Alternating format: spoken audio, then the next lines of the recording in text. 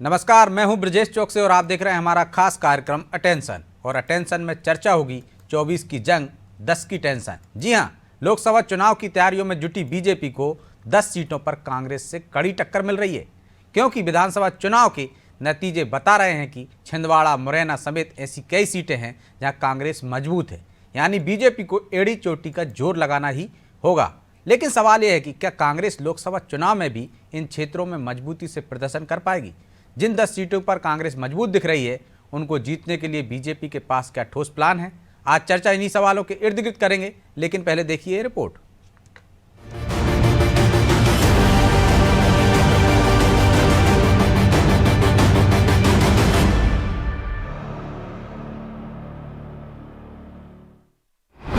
लोकसभा चुनाव का चक्कर, 10 सीटों पर होगी जोरदार टक्कर। जी हां, प्रदेश की 10 लोकसभा सीटें ऐसी हैं जहां इस बार बीजेपी और कांग्रेस में जोरदार टक्कर देखने को मिलेगी। बीजेपी के लिए इन सीटों को जीतने के लिए पसीना बहाना होगा, फिर चाहे उसे विधानसभा चुनाव में प्रचंड बहुमत ही क्यों न मिली हो, क्योंकि छिंदवाड़ा, मुरैना, भिंड और ग्वालियर समेत मंडला ऐसी 5 सीटें हैं जहां विधानसभा चुनाव में कांग्रेस का दबदबा दिखा, तो टीकमगढ़, बालाघाट, धार और खरगोन समेत रतलाम में बीजेपी की जीत की लीड कम हुई है। ऐसे में अगर बीजेपी को 29 की 29 सीटों पर जीत के झंडे गाड़ने हैं तो कोई प्लान बनाना ही होगा। मैं इस बार दावे से कह सकता हूं कि हमें मध्य प्रदेश में 29 की 29 सीट प्राप्त होंगी और साथ ही हमारा मत प्रतिशत इस बार लगभग जो जनता देगी, हमें आशीर्वाद देगी, 70% के आसपास रहेगा। और हम इस विषय इसको लेकर के चल भी रहे हैं। हर बूथ मोदी बूथ को लेकर के हमारा कार्यक्रम चल रहा है। 42 लाख से ज्यादा हर बूथ पर हमारे कार्यकर्ताओं का कैलाश पर्वत खड़ा हुआ है। इधर बीजेपी के लिए ये 10 सीटें चुनौती बनी हुई है, तो कांग्रेस ने अपनी नई टीम को लोकसभा की तैयारियों में उतार दिया है। दिल्ली से लेकर भोपाल तक कांग्रेस में बैठकों का दौर दिख रहा है, लेकिन जिन सीटों पर उसने बीजेपी को टक्कर दी, वैसी ही टक्कर वो लोकसभा चुनाव में दे पाएगी और क्या अपनी बढ़त वो कायम रख पाएगी, इस पर उसका क्या तर्क है वो भी जान लीजिए। कांग्रेस इस बार 9 सीटों पर इतनी ताकतवर है कि वहां पर जो है भारतीय जनता पार्टी को दिक्कत जाएगी और कांग्रेस पार्टी उनको लेकर फोकस करेगी, तैयारी करेगी। वो जो है सपना बहुत देख सकते हैं। और चूंकि ये युग दूसरा है, जब मशीन जो है आदमी की भाषा समझने लगी है, तब हम भी कोशिश करेंगे कि जो है हम इसमें सतर्क रहें और मशीन और मनुष्य के बीच के संवाद को रोक सकें। हार को जीत में कैसे बदलना है ये बीजेपी बखूबी जानती है, लिहाजा उसने हारे हुए प्रत्याशी और उन बूथ पर अभी से फोकस करना शुरू कर दिया है। बीजेपी इस बार पूरा जोर लगा रही है कि कांग्रेस के सबसे मजबूत किले छिंदवाड़ा को ढहा दिया जाए। ऐसे में चुनौती अब बीजेपी और कांग्रेस दोनों के ही सामने है। बीजेपी को हारे हुए बूथों को मजबूत करना है, तो कांग्रेस को अपनी बढ़त बनाए रखनी है। खैर, अब लोकसभा चुनाव में कौन कैसा प्रदर्शन करेगा, इस पर भी नजरें रहेंगी। ब्यूरो रिपोर्ट, अनादि टीवी।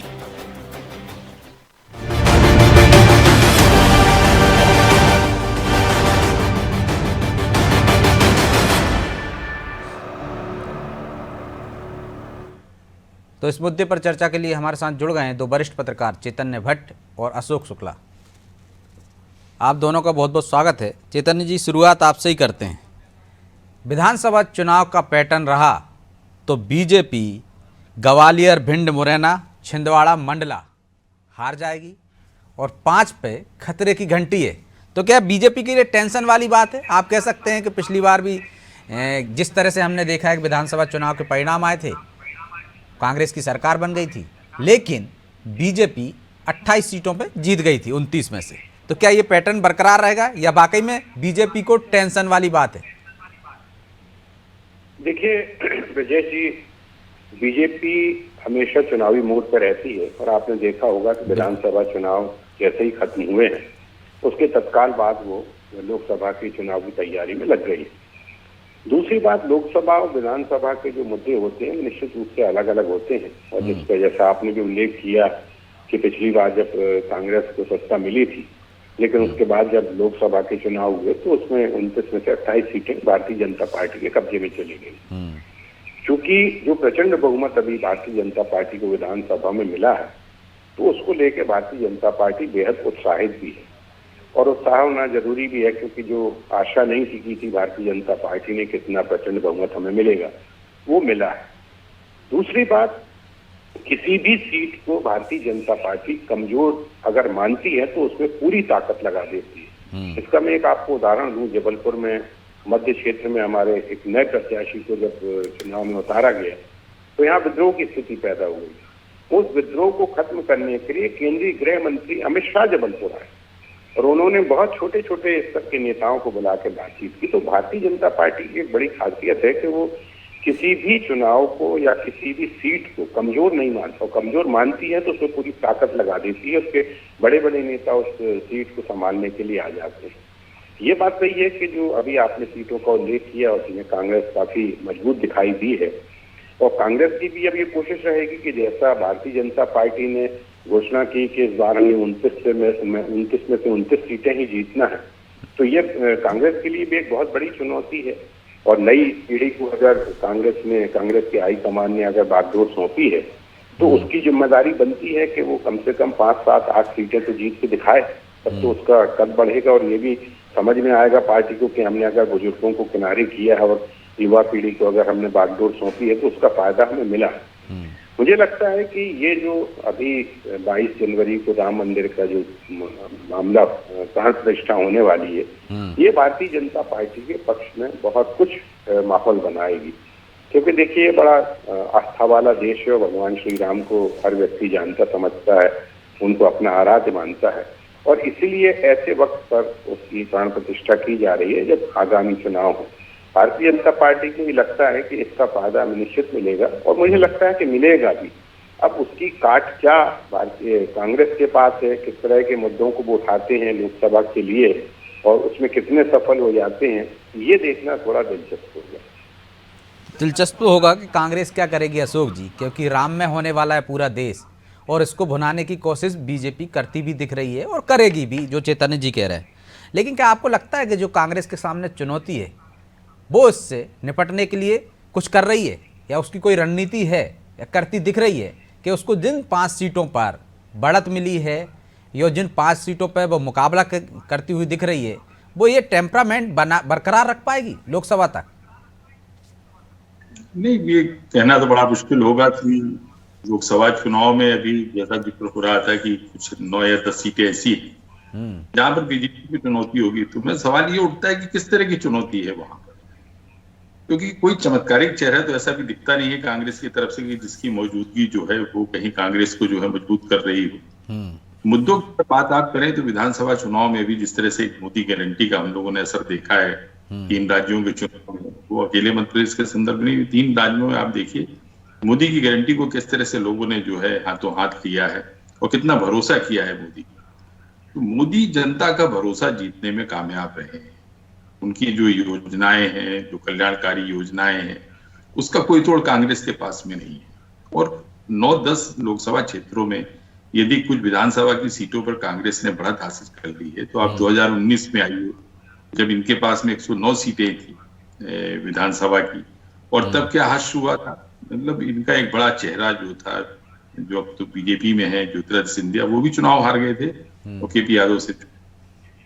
तो मुझे नहीं लगता है कि विधानसभा के चुनाव में कुछ लोकसभा क्षेत्रों में जैसा ये है कि गुना है, पैना है, मंडला है, जिन 5 सीटों का हम जिक्र कर रहे हैं कि बीजेपी वहां आज की पोजीशन में यदि जो विधानसभा का पैटर्न रहा है वो रहे तो हार सकती है। उनमें एक छिंदवाड़ा है, 7 कांग्रेस सीटें हैं, 7 कांग्रेस जीत गई। मुरैना में बीजेपी के पास 3 है, कांग्रेस के पास 5 है। भिंड में भाजपा के पास 4 है, कांग्रेस के पास 4 है। ग्वालियर में 4-4 हैं दोनों के पास।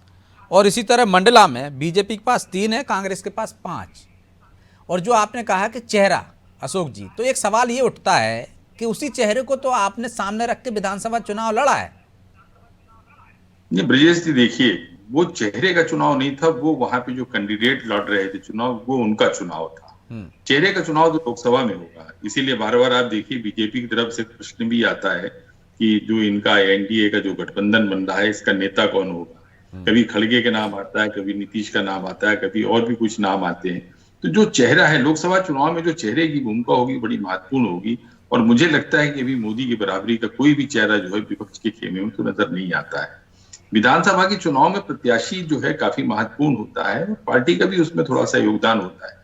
अगर आप संगठन की बात करें तो जिस तरह से बीजेपी का संगठन है, फिर दूसरी बात एक मैं आपको और बताऊं, आज लोकसभा की मान लीजिए कि कुछ सीटों पर अगर कांग्रेस के प्रत्याशी मजबूत स्थिति में भी होंगे तो जब वोटिंग का पीरियड आएगा तो एक उपयुक्तावाद काम करता है। उसमें आम मतदाता ये सोचता है कि अगर हम इस व्यक्ति को चुन रहे हैं तो इसके आगे भविष्य में क्या उपयोगिता होगी, क्या भूमिका होगी। तो मध्य प्रदेश में जिसकी सरकार उसका प्रत्याशी ज्यादा दमदार, एक तो स्थिति ये है, इस तरह से बीजेपी जो है मजबूत स्थिति में दिखती है। दूसरा, इनके पास में संगठन का अभाव है, मुद्दों का भी अभाव है और बिखराव है। कांग्रेस ऐसा नहीं है, कांग्रेस मजबूत नहीं है। अगर आप मजबूत नहीं है तो भले आप कुछ क्षेत्रों में जो है, कुछ लोकसभा क्षेत्रों में भले आपकी जो है मजबूती दिखती हो, मुझे नहीं लगता कि लोकसभा में आप जो है बीजेपी का मुकाबला करने की स्थिति में है।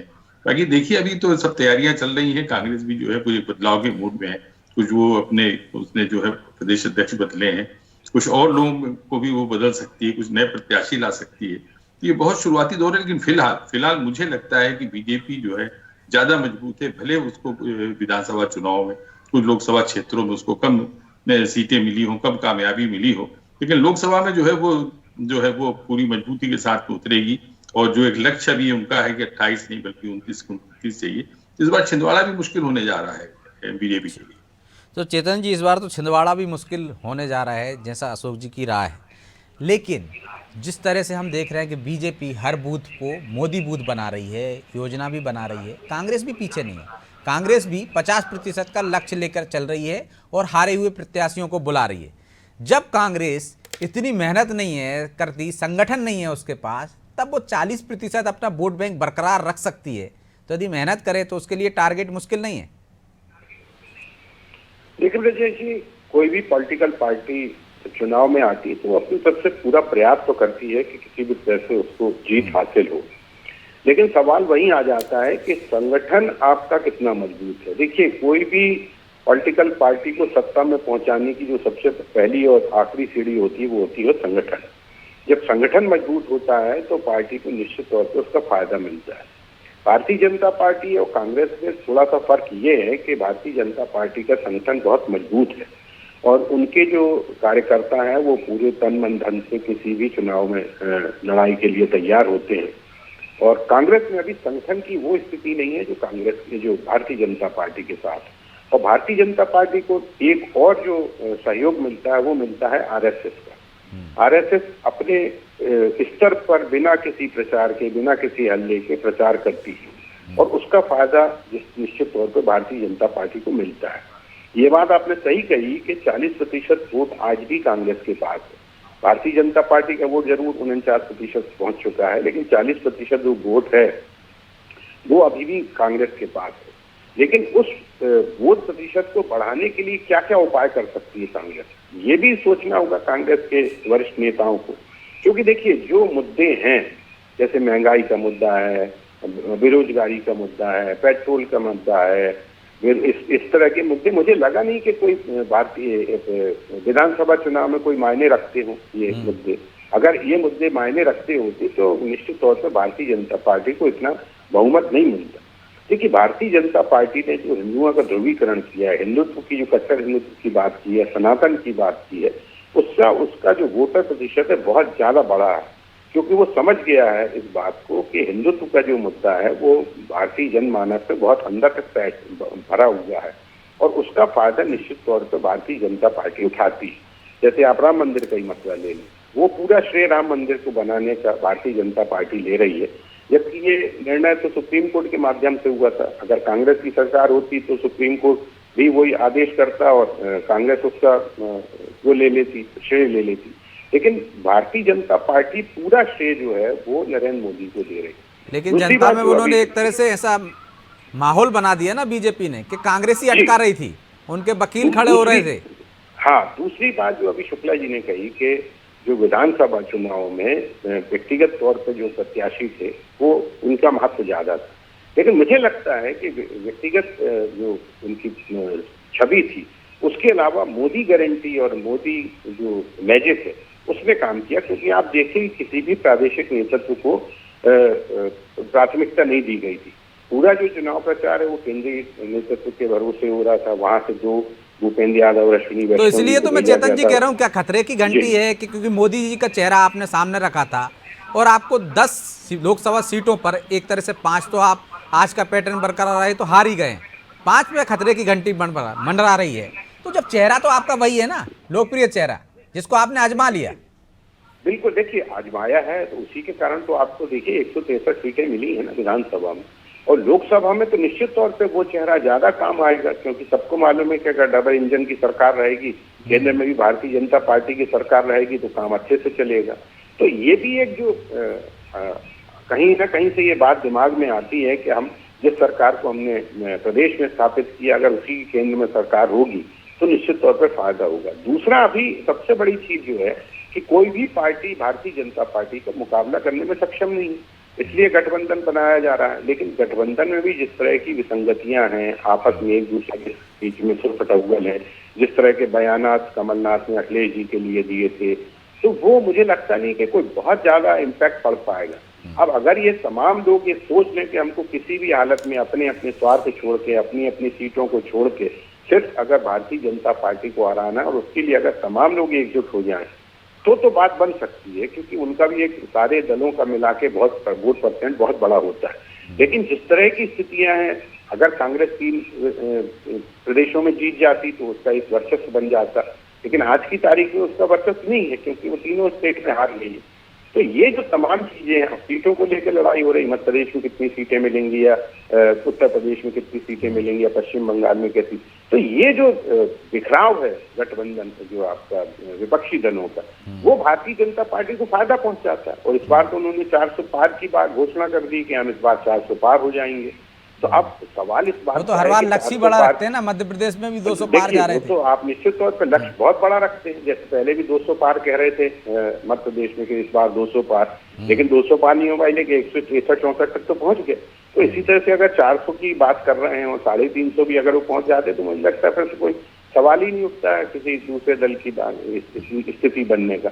तो मोदी का मैजिक तो है, इसमें तो कोई संदेह की बात नहीं है, और लोग उस पर भरोसा करते हैं। जैसे बेरोजगारी का मुद्दा है, ये मानते हैं लोग की बेरोजगारी, लेकिन ये भी मानते हैं कि मोदी जी की नीयत है कि बेरोजगारी को खत्म किया जाए।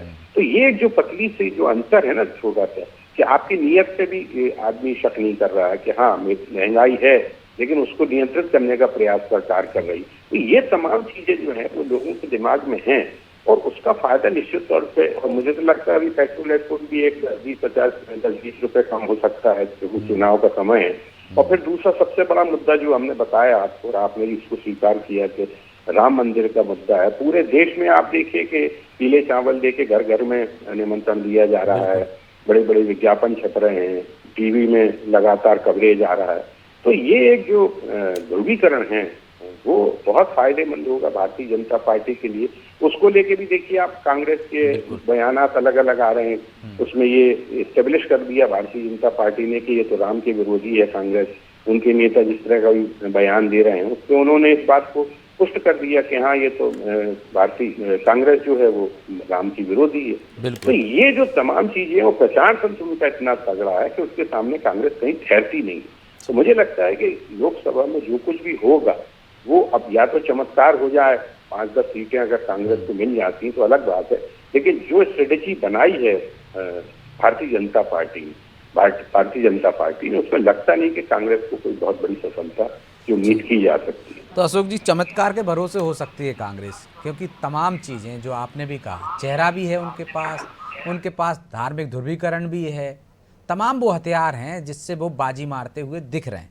लेकिन एक और आंकड़ा है जिसको नज़रअंदाज हम नहीं कर सकते कि यदि इंडिया गठबंधन हो जाता है, मध्य प्रदेश में एक सीट भी बसपा सपा को दे देते हैं, तो जो वोट प्रतिशत बढ़ा हुआ देख रहे हैं ना विधानसभा में, वो वोट कांग्रेस को मिलता है।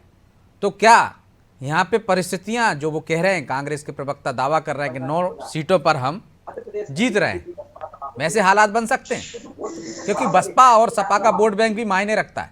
शुक्ला जी, कांग्रेस को मिलता है तो क्या यहाँ पे परिस्थितियां, शुक्ला जी दावा कर रहे हैं 9 सीटों पर हम, शुक्ला जी सुन पा रहे हैं आप मुझे? और सपा का वोट बैंक भी मायने रखता है। जी, मुझसे सवाल है ये आपका? जी आप ही से।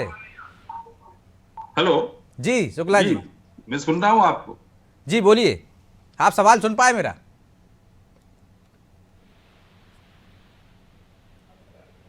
शुक्ला जी।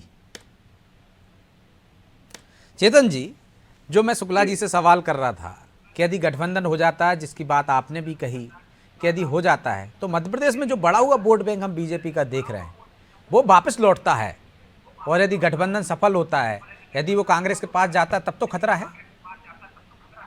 नहीं, देखिए ये बात बिल्कुल सही है कि अगर गठबंधन इनका सफल हो जाता है तो मुझे लगता है कि भारतीय जनता पार्टी को कड़ी चुनौती मिलेगी, क्योंकि तमाम जो दल हैं, तमाम विरोधी दल हैं, उनका प्रतिशत सब मिला के भारतीय जनता पार्टी से ज्यादा हो जाता है।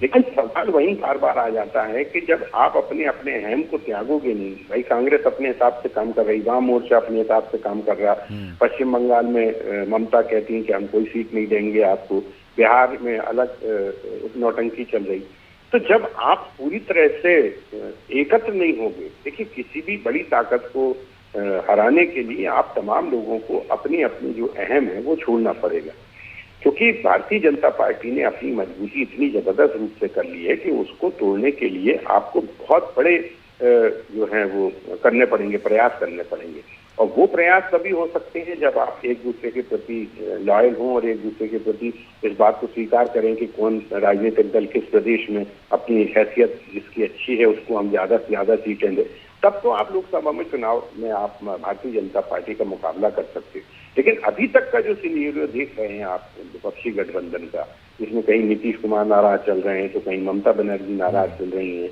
कहीं आम आदमी पार्टी कह रहे कि हम दिल्ली में आपको बिल्कुल टिकट सीट नहीं देंगे, तो ऐसे में सीटों का बंटवारा कैसे हो पाए? और जब सीटों का बंटवारा नहीं होगा तो फिर अपने अपने स्तर पे चुनाव लड़ेंगे, और जब अपने अपने स्तर पे चुनाव लड़ेंगे, बिखराव होगा, तो निश्चित तौर पर भारतीय जनता पार्टी को तो उसका फायदा मिलने वाला है। और वो चाहती भी है कि ये तमाम जो विरोधी दल हैं वो इकट्ठे ना हो पाए, जिस तरह के बयानात उनके आते हैं उसको भारतीय जनता पार्टी हाईलाइट करती है, मीडिया में भी वो चीजें हाईलाइट होती है, तो लोगों को भी लगता है कि यार ये इकट्ठे नहीं हो पा रहे हैं, तो आगे अगर इनको हमने जिता भी दिया तो ये कैसे सरकार चला पाएंगे, गठबंधन की सरकार कैसे चल पाएगी, दबाव रहेगा एक दूसरे पे। तो इसलिए एक सक्षम सरकार को चुनने की जो एक मनोवृत्ति लोगों में अब भर गई है, और जबकि देश गठबंधन सरकारों का खामियाजा भुगत चुका हो, हश्र देख चुका हो, तो निश्चित तौर पर वो इस पर विचार करेगा। लेकिन शुक्ला जी, क्या विपरीत परिस्थितियों में जो कांग्रेस ने युवा टीम दी है उससे ज्यादा उम्मीदें हैं और उनके सामने भी खुद को साबित करने का मौका है, क्या कर पाएंगे वो? नहीं, देखिए बदलाव के बाद में उमूमन ये माना जाता है कि इसके नतीजे जो हैं वो सार्थक होंगे, लेकिन मुझे लगता है कि कांग्रेस के सामने चुनौतियां बहुत हैं। कांग्रेस सबसे मुश्किल दौर से गुजर रही है, चमत्कारिक नेतृत्व का अभाव है, उनके पास में संगठन नहीं है, उनके पास जो है अर्थाभाव भी है, अर्थ भी नहीं है उनके पास में भी, वो एक चंदा जुटाने की कोशिश कर रहे हैं, तालमेल भी नहीं है, न पार्टी के भीतर तालमेल है, जो छोटी छोटी अन्य पार्टियां हैं उनके साथ भी कोऑर्डिनेशन नहीं है। जो चुनावी सामर्थ्य होता है, अगर हम ये देखें कि मध्य प्रदेश में या पूरे देश में आप देखिए तो लोकसभा में जो चुनावी सामर्थ्य दिखता है वो अकेले जो है वो बीजेपी में ही दिख रहा है, कोई ऐसी पार्टियां नहीं, सब क्षेत्रीय पार्टियां हैं, तमिलनाडु हो, बंगाल हो, आपके उत्तर प्रदेश हो, यहाँ पे जितने भी जो दल हैं वो सब जो है अगर इकट्ठे होकर भी जो है इससे लड़ना चाहें बीजेपी से, हालांकि 2019 के चुनाव में जो है एक साझा प्रयास हुआ था, उत्तर प्रदेश में भी प्रयास हुआ था, और देखिए जो है तो हम ऐसा भी कह सकते हैं ना शुक्ला जी कि बीजेपी हारने के बाद भी टेंशन में आती है, शायद ये उसकी ताकत है, और कांग्रेस मतलब बीजेपी जीतने के बाद भी टेंशन में आ जाती है, ये ताकत हो सकती है उसकी, और कांग्रेस हारने के बाद भी टेंशन नहीं लेती है, वो वैसे प्रयास नहीं करती। महत्वपूर्ण बात मैं आपको बताऊं कि वो अपने मुद्दों से नहीं भटकती है। अभी जिस राम मंदिर का आप जिक्र कर रहे थे, आप ये देखिए कि 90 से ये मुद्दा जिस तेजी से उठा था, उसके बाद आज तक अभी मतलब 22 जनवरी को एक वो मौका आ रहा है जबकि इस राम मंदिर का जो है एक भव्य लोकार्पण होने जा रहा है इसका।